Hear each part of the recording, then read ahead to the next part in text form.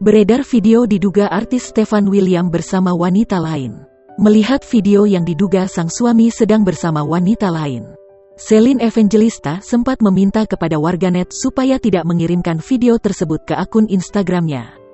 Permintaan tersebut ia tulis ke dalam Instagram story miliknya. Tak berlangsung lama postingan tersebut langsung dihapus olehnya. Kemudian ketika memberikan penjelasan di acara Kopi Viral, Celine Evangelista tak bisa membendung air matanya lagi.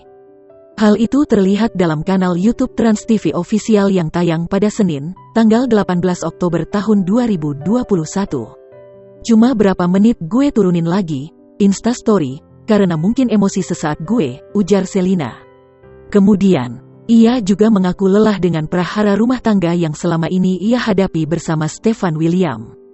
Ia mengatakan, tidak ingin melihat video yang diduga suaminya sedang bersama wanita lain.